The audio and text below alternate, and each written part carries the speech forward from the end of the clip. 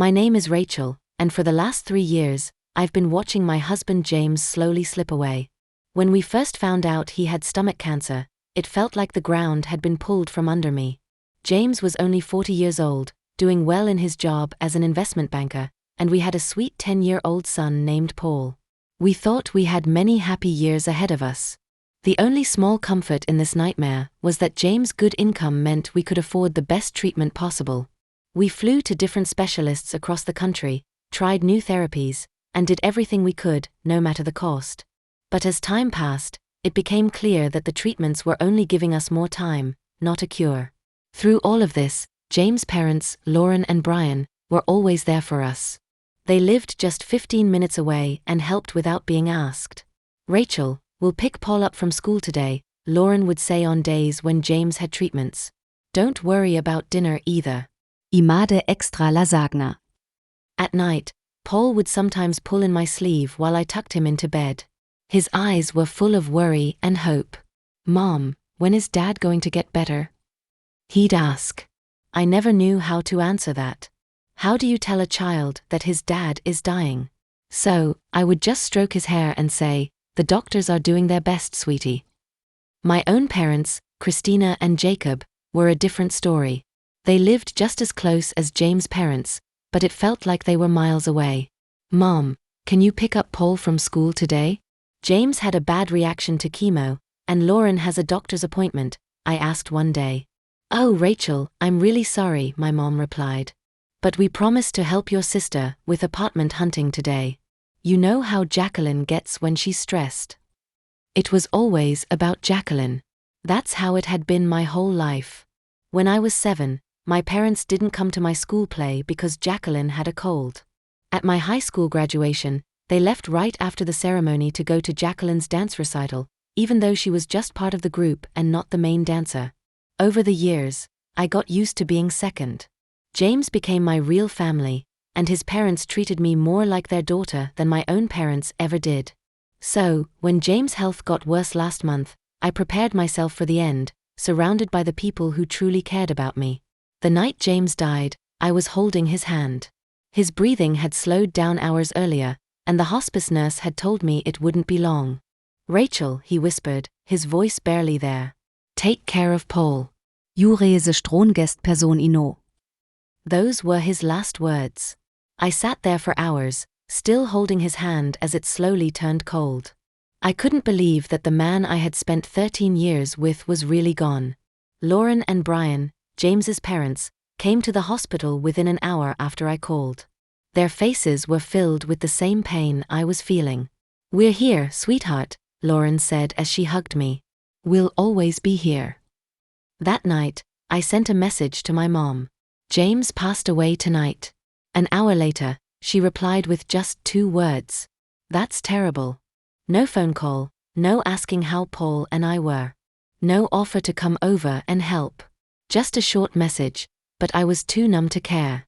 There was a funeral to plan, a son to comfort, and a broken life I had to somehow put back together. The days after James's death felt like a blur, making funeral plans, signing papers, and trying to explain to Paul that his dad wasn't coming home. Lauren and Brian helped with everything. They made the phone calls when I couldn't speak and sat with Paul when I didn't know how to answer his questions. I felt like I was drowning. The funeral home needed answers about the service. Relatives were calling asking for directions, and I still had to pick up a suit for Paul. I hadn't slept more than 3 hours at a time since James passed away. "I need to ask my parents to watch Paul," I told Lauren as we sat at the kitchen table surrounded by sympathy cards. "You and Brian are already doing so much." I drove Paul to my parents' house, practicing what I would say. When we got there, my mom opened the door wearing a jacket and holding her purse. She looked like she was ready to leave. "Rachel, this isn't a good time," she said, not even inviting us in. "We're just heading out." "Mom, please. It's only for a few hours. I need to finish everything for the funeral," I begged. "We've had these plans for weeks," my dad added, stepping beside her. "We can't cancel now." Before I could say anything else, they both stepped outside and locked the door behind them. "We really have to go," my mom said firmly. "I'm sure you can find someone else." They walked to their car and drove off without even saying goodbye to Paul, who stood there quietly, hurt and confused. I called my friend Isabella, who immediately said yes to watching him. After I dropped Paul at her place, I couldn't help myself. I drove past my parents' house on the way home. Their lights were on, and Jacqueline's red Mazda was in the driveway. So that's their big plan? I muttered, letting out a bitter laugh. They weren't busy.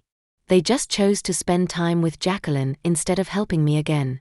That evening, I sent a message in our family WhatsApp group.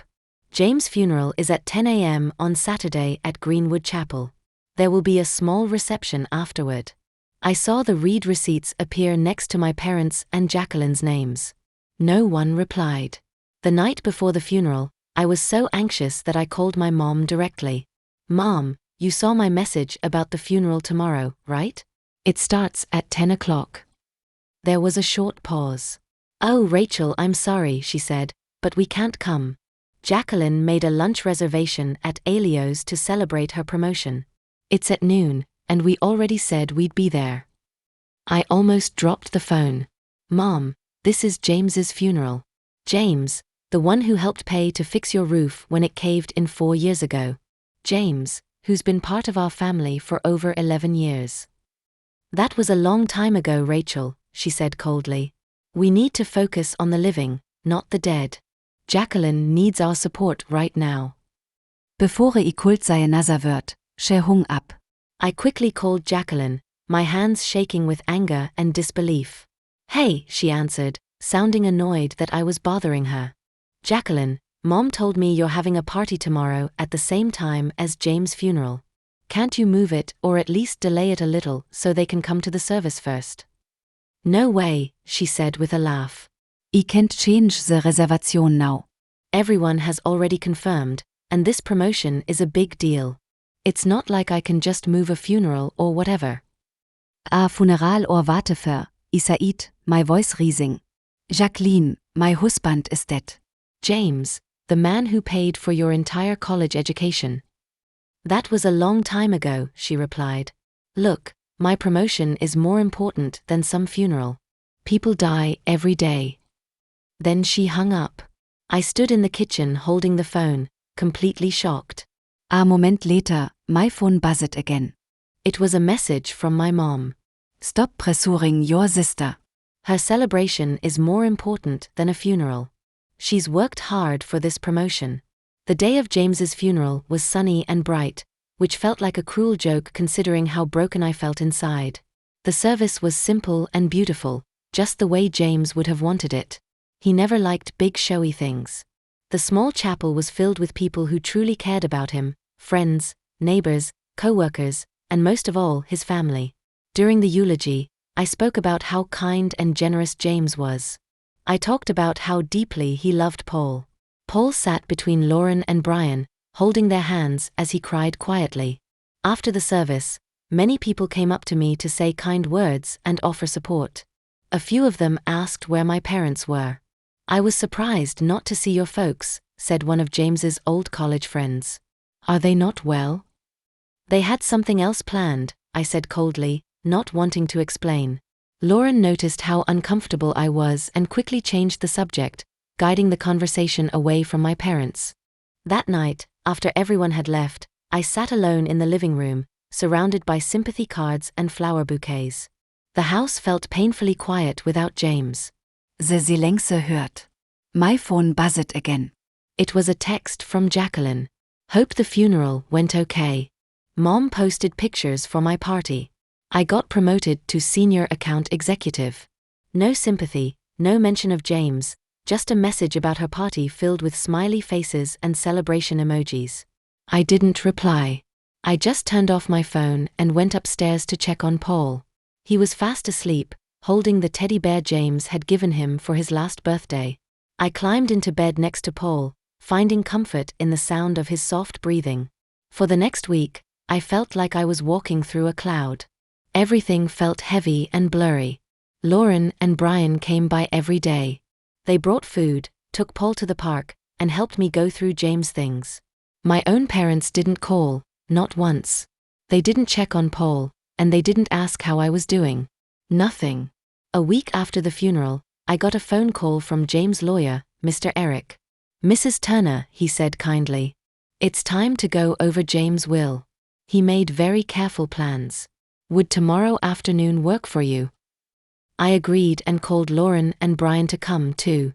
James had included them in the will, and I knew he would want them there. The next day, Mr. Eric arrived at exactly 3 p.m. He carried a leather briefcase and had a serious look on his face. But when he saw Paul, his expression softened. "Your father talked about you all the time," he told Paul, gently shaking his small hand. "He was very proud of you." Wie allsatt in the living room, Paul, Lauren, and Brian, ready for the reading. I didn't expect anything surprising. James and I had talked many times about what he wanted, so I thought I knew everything already, but just as Mr. Eric was about to begin, the doorbell rang. "Are you expecting someone else?" Lauren asked, looking confused. "No," I said, just as puzzled, and went to open the door. I nearly slammed it shut again when I saw who was there. My parents and Jacqueline, all standing on the porch with fake sad looks on their faces. "What are you doing here?" I asked sharply. "We heard about the will reading," my mother said, trying to peek inside. "James wasn't a stranger to us. We have a right to be here." "A right?" I repeated, shocked. "You didn't come to his funeral, but now you think you have the right to be here." My father cleared his throat. "Now, Rachel, let's not bring up the past. "We're just here to support you." Support me," I said with a bitter laugh. "That's a good one." Before I could stop them, my mother gently pushed past me into the house with my father and Jacqueline right behind her. "We're family," she said firmly, like that gave her permission. I stood there frozen, stunned at how bold they were, walking in like nothing had happened. When we entered the living room, Lauren and Brian's faces darkened as soon as they saw who had shown up. "What are they doing here?" Brian whispered. When I came back into the room, I was shaking with anger. "I have no idea," I said, trying to stay calm. "But I'm not going to cause a scene in front of Paul." Mr. Eric, always professional, raised an eyebrow and said, "Shall we begin the reading of the will?" My parents and Jacqueline sat on the couch across from Lauren and Brian. Paul sat beside me in a small armchair. The room was filled with tension. "You could feel it in the air." I, James Brandon Turner, being of sound mind, declare this to be my last will and testament. Mr. Eric began reading from a formal document. James had organized everything with great care. To his parents, he left $300,000 to help them enjoy retirement and to thank them for always being there for us and for him during his illness. "We never expected this," Lauren said softly, her voice breaking. Brian squeezed her hand, holding back tears. Then came the main part to me. James left our house, 2 city apartments I didn't even know he owned, and $500,000 in savings. "These apartments bring in good rental income," Mr. Eric explained. "James bought them as investments 4 years ago." I sat there in shock. James had planned everything so carefully to make sure Paul and I would be okay even without him. As the lawyer kept reading, I noticed my mother's face change. She went from looking mildly sympathetic to clearly interested. Jacqueline suddenly sat up straighter, listening closely. When Mr. Eric finished, my mom clapped her hands. "Well, this is wonderful news, isn't it, Rachel? You're quite well off now." The room went silent. Lauren and Brian stared at her, horrified. "I mean," my mom continued, totally unaware of the mood in the room, "with 2 apartments and all that money, you can help the family. Jacqueline's been struggling with rent, haven't you, dear?" Jacqueline nodded quickly. "Yeah, it's really expensive these days, and you've got 2 apartments just sitting there." I couldn't believe what I was hearing. James hadn't even been gone that long, and they were already after his money and property. "You should give one of those apartments to Jacqueline," my father said, like it was the most normal thing in the world. "What do you need 2 for anyway?" I stood up slowly, my fists clenched at my sides. "Are you serious?" I said, my voice shaking. "You shipped James' funeral for a party. You ignored me and Paul for a week. And now you show up uninvited to his will reading just to ask for his property." "Now, Rachel," my father said in a calm, patronizing voice, there's no reason to be selfish. You're alone now, but you've got all this money. You should share it. Selfish, I repeated, my voice rising. I'm not alone. I have Paul, I said, my voice steady. And everything James left is for his future. Every single penny will be used to give him the best education, the best chances in life. Everything James can't give him anymore because he's gone. I looked at my parents and Jacqueline. They glanced at each other, then at Paul. And for a moment, I saw something in their eyes that shocked me, almost like jealousy. You're being ridiculous, my mother snapped. Jacqueline needs help now, not some child who won't even go to college for years. Some child, Brian said sharply. That's your grandson. And his father just died. My mother's face turned red. Don't you dare tell me how to treat my own grandson, she snapped back. We've been in this family longer than you, and yet you've shown no interest in being part of it, Lauren responded coldly. We've been here every single day helping Rachel and Paul while you ignored them. That's enough, I said, raising my voice and losing my patience. Paul, can you go upstairs to your room for a little while? Take Mr. Eric with you and show him your model airplanes. Mr. Eric looked thankful for the excuse and quickly stood up. I'd love to see your collection, young man, he said kindly, taking Paul's hand. Once they were gone and out of hearing range, I turned to face my parents and sister. I didn't hold back anymore. How dare you walk into my house just days after James's funeral, a funeral you didn't even care to attend, and ask for his money? James worked hard his whole life to provide for me and Paul. He fought cancer for 3 years, and not once did you offer to help. You couldn't even watch Paul for a few hours. That's not fair, my father started to say, but I cut him off. No, what's not fair is James spending thousands to fix your roof when it collapsed during the storm 4 years ago. What's not fair is us paying for Jacqueline's entire college education when you said you couldn't afford it. And now you think you deserve something. I took a deep breath and looked them in the eye. Let me make this clear. I will not give you any of James's money or property. Not now, not ever.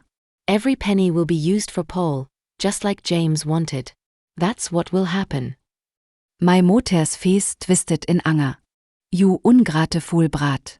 After everything we've done for you, I stared at her. What exactly have you done for me, Mom? Name wanting, von real act of love or support. She opened her mouth, then closed it again, unable to say a word. Exactly, I said quietly. I think it's time for all of you to leave, I said.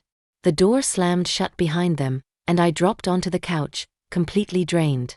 You did the right thing, Brian said gently but firmly. Did I asked. They're still my parents.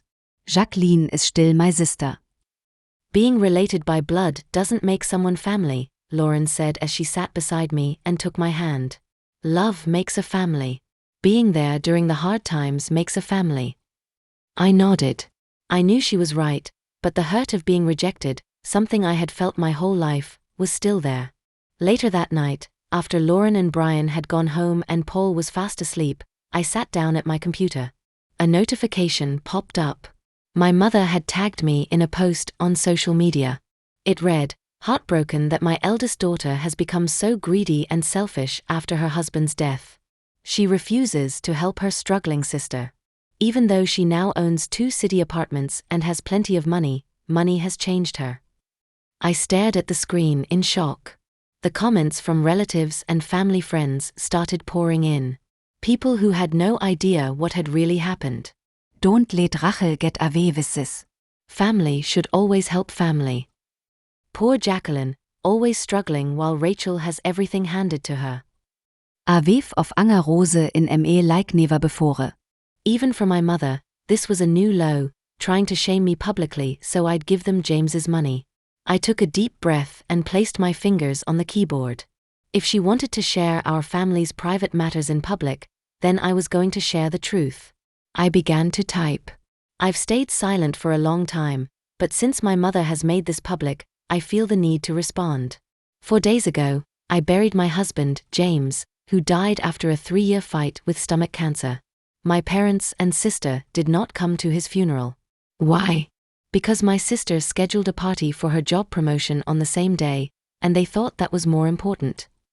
For those who don't know, James helped my parents many times. He paid for major repairs to their home and covered Jacqueline's entire college education. But when he got sick and I asked them to help, even just to watch our son for a few hours, they always said they were too busy. Yesterday, they came uninvited to the reading of James's will. When they found out he had left money and property to me and our son, they immediately demanded that I give one of our rental homes to Jacqueline, saying, and I quote, "She needs it more than some child." That child is their 10-year-old grandson. He's just a little boy who lost his father. I'm not sharing this to hurt anyone. I'm sharing it because I'm tired of being seen as the bad person in a story where I've only ever tried to be a good daughter, sister, wife, and mother. James' money will be used exactly as he wanted, for our son's education and future. That's it. I hope this clears up the lies. I attached screenshots to the post. One showed my mom's message where she said Jacqueline's party was more important than James's funeral. Others showed texts where they refused to help during his illness. My finger hovered over the post button for a few seconds. Then I clicked it. Within minutes, the comments on my mother's original post completely changed. Christina, is this true?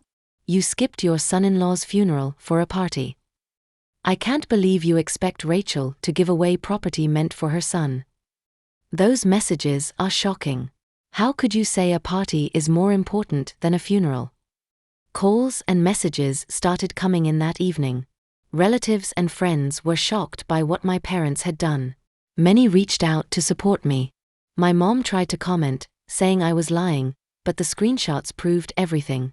After a while, she deleted her post, but it was too late. The truth was out. The next morning, I woke up to dozens of missed calls from my parents and Jacqueline. I didn't listen to any of the voicemails. I blocked all their numbers. I didn't want to hear anything they had to say. Over the next few weeks, they kept trying to reach me. They sent emails asking for forgiveness, but still asked for money. They sent messages through mutual friends. They even showed up at our house uninvited. Each time, I stood my ground. I had made my decision. They were no longer part of our lives. They're never going to change, are they? I asked Lauren one afternoon as we watched Paul playing in the backyard. People don't change easily, she said gently. Not deep down, anyway. It's strange, I said. I used to think I needed their love and approval. I spent my whole life trying to earn it. But now, Lauren said, finishing my thought, you know your own worth, and you know Paul deserves better than to go through what you did. 7 months after James' death, life had found a new rhythm. Lauren and Brian were still deeply involved in our lives. They joined us for Friday dinners and helped with Paul's school events. I had started managing the rental properties James left behind. To my surprise, I actually enjoyed the work. The apartments in the city center turned out to be great investments. They brought in steady income and added to the savings I was building for Paul's future. I also used some of the money to invest in shares of companies James always believed in. It felt good to see the money grow and receive steady payments from those investments. As for my parents and Jacqueline, I sometimes heard news about them through other family members. They were having money problems. Jacqueline had lost her job, and my parents were complaining about the high costs of retirement. Every time someone brought it up, they would hint that maybe I could help them. My answer was always the same. I'm sorry they're struggling, but my responsibility is to my son. Some people said I was cold or unforgiving. Maybe I was. But when I looked at Paul, growing stronger, smiling more, and surrounded by people who truly loved him, I knew I had made the right decision. One night, as I tucked Paul into bed, he asked something that surprised me.